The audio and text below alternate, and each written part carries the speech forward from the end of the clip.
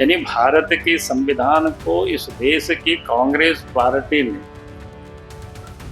अपनी जेब की संविधान इसको बना दिया था। झारखंड प्रदेश कांग्रेस की संविधान बचाओ रैली मंगलवार यानी 6 मई को होने वाली है और जिस जगह होने वाली है पुरानी विधानसभा का ये मैदान है जहां मैं अभी खड़ा हूं। और जैसा कि साफ तौर पर देख सकते हैं, इस रैली की तैयारी में पिछले लगभग 20 से 25 दिनों से लगातार कार्यकर्ता और कांग्रेस के नेता लगे हुए हैं। तमाम शहर के अलग अलग इलाकों को बैनर पोस्टर से पूरी तरह से पाट दिया गया है और कल के इस कार्यक्रम में मुख्य रूप से वक्ता के रूप में मल्लिकार्जुन खड़गे की मौजूदगी होगी और राज्य भर से तमाम कांग्रेस के कार्यकर्ता जो हैं वो यहाँ जुटेंगे और उसके बाद मल्लिकार्जुन खड़गे को सुनेंगे। जो तैयारी की बात अगर हम करें तो तैयारी को लेकर के जैसा कि साफ तौर पर देख सकते हैं, कल कार्यक्रम होना है और तैयारी लगातार जोरों पर है। कांग्रेस के कई वरिष्ठ नेता हैं जो कि लगातार तैयारियों के संबंध में दिशा निर्देश दे रहे हैं। सामने मैं आलोक दुबे जो कि वरिष्ठ नेता हैं कांग्रेस के, उनको देख पा रहा हूं और लगातार मजदूर लगे हुए हैं। चूंकि बारिश का मौसम है इसलिए वाटरप्रूफ पंडाल बनाया गया है और तकरीबन जो कांग्रेस उम्मीद कर रही है कि 20,000 से अधिक कार्यकर्ता जो है वो यहाँ राज्य भर से आएंगे और संविधान बचाने की बात जो मल्लिकार्जुन खड़गे करेंगे उस बात को वो सुनेंगे और फिर अपने अपने इलाकों में लेकर उन विषयों को जाएंगे। तैयारियां पूरी तरह से अंतिम चरण में है। चूँकि बारिश लगातार होती जा रही है, रुक रुक कर होती जा रही है, तो उसी लिहाज से तैयारी की जा रही है कि कार्यकर्ताओं को यहाँ दिक्कत न हो। और साफ तौर पर देख सकते हैं मजदूर लगे हुए हैं और आगे मंच बनने का काम अंतिम चरण में है। तो संविधान बचाने की जो ये रैली है, इस रैली के बारे में कांग्रेस नेताओं को उम्मीद है कि ये रैली अपने आप में ऐतिहासिक होगी और लोकतंत्र बचाने का जो एक बीज मंत्र राहुल गांधी ने दिया है उस बीज मंत्र को यहाँ से हुंकार के साथ भरा जाएगा।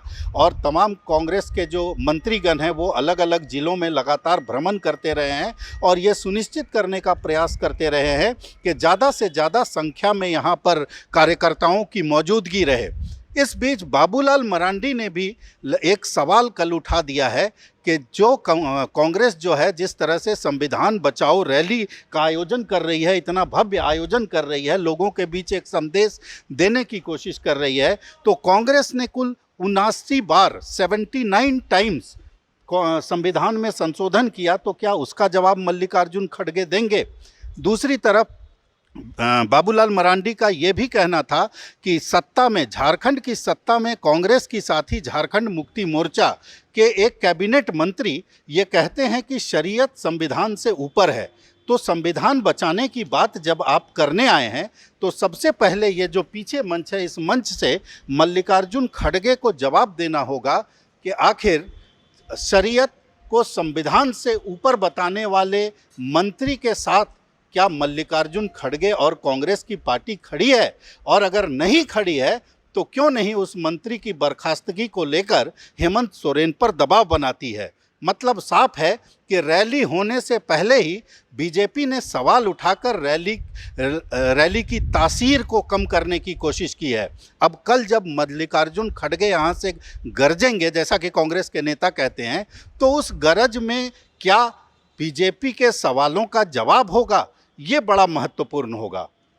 अभी आजकल देख रहे होंगे रांची की सड़कों पर खूब पोस्टर लगे हुए और संविधान को बचाने की लोग रैली करने वाले। तो हम सब लोगों के देहात में जो कहावत है ना, 70 चूहा खा के बिल्ली चला हज को, तो ये हमको लगता है ये जुमला कांग्रेस पार्टी पर सटीक बैठता है। आजाद भारत में कांग्रेस पार्टी ने संविधान के साथ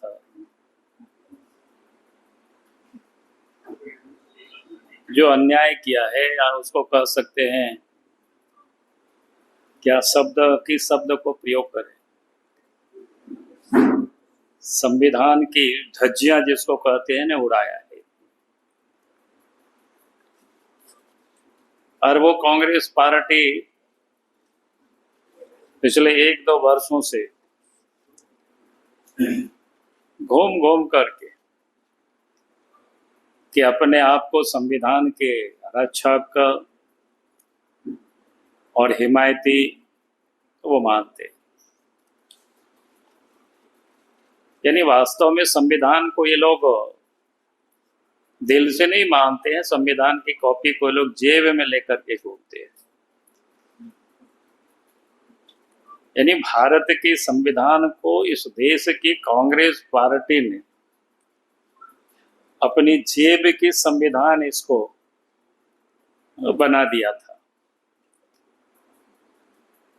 और फिर देश की आजाद भारत में नेहरू जी ने चुनाव से पूर्व ही पहला तो इन्होंने संशोधन किया, 1951 में संशोधन किया। फिर आजाद भारत में कांग्रेस पार्टी ने सबसे अधिक समय तक इस देश में उन्होंने राज किया। उस कालखंड में भी लगभग 80 एक ऐसा कोई संशोधन उनमें हुआ है, 78 ऐसा कांग्रेस के शासन में संविधान में संशोधन हुआ। और कांग्रेस पार्टी ने जो संविधान के संशोधन किया तो अपने हितों को देख करके किया, अपने वोट की राजनीति के लिए किया। उन्होंने राज्य की या देश की जनता के हितों में उन्होंने नहीं किया।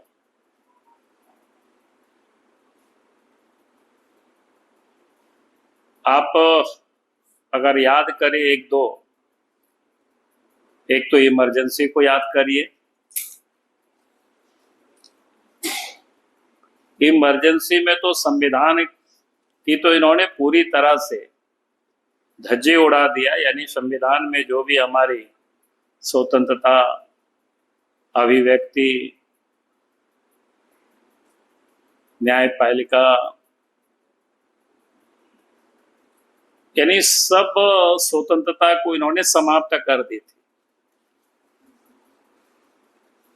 और श्रीमती गांधी ने उसको अपने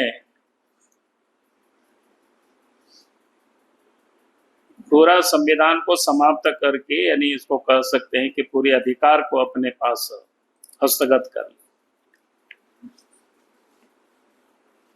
और आज उसी पार्टी के नेता या कांग्रेस पार्टी आज देश भर में घूम घूम करके संविधान की रक्षा की दुहाई दे रहे। उस समय न्यायपालिका की स्वतंत्रता, अखबार की स्वतंत्रता, सब कुछ समाप्त कर दिया। देश में जितने भी बड़े लीडर थे जो कांग्रेस पार्टी का विरोध करते थे, उन सारे लोगों को उन्होंने जेल में ठूंस दिया था। और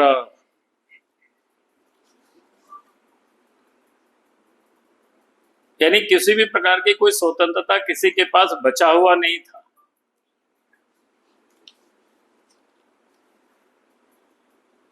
आज वो कांग्रेस पार्टी संविधान की हिफाजत की बात करते हैं, रक्षा की बात करते हैं, तो शायद उनको उससे पहले देशवासियों से क्षमा मांगनी चाहिए थी कांग्रेस पार्टी को। चूंकि अभी आ भी रहे हैं तो हम चाहेंगे कि कांग्रेस पार्टी के अध्यक्ष शायद आ रहे हैं कि भाई उनको सार्वजनिक मंच से एक बार तो कान पकड़ करके देशवासियों से क्षमा मांगना चाहिए कि हमारे पूर्वजों ने, हमारे नेताओं ने इस संविधान के साथ किस प्रकार से छेड़छाड़ किया है, वो किसी से छुपा हुआ नहीं। क्योंकि वास्तव में ये लोग संविधान को ही मानते नहीं है। लोग संविधान के और वोट के तुष्ट करने के लिए लोग राजनीति करते हैं। वो साहबानों का मामला आप सबको पता है कि सुप्रीम कोर्ट ने जब एक बूढ़ी महिला को गुजारा भत्ता देने के लिए सुप्रीम कोर्ट के आदेश को बदलने के लिए संविधान में उस समय राहुल गांधी के पिताजी थे, उन्होंने उसको संशोधन किया और कानून बना दिया। तो आप समझ सकते हो कि वो किस प्रकार के तुष्टीकरण की वो राजनीति कर रहे थे और संविधान को उस हिसाब से चलाने की उन्होंने कोशिश किया। जम्मू कश्मीर में 35 ये 370 ये किसी से छुपा हुआ नहीं है। तो ये गांधी परिवार ने, कांग्रेस पार्टी ने लगातार संविधान के साथ। भारत एक्सप्रेस के लिए कैमरामैन धर्मेंद्र के साथ मधुकर आनंद, रांची।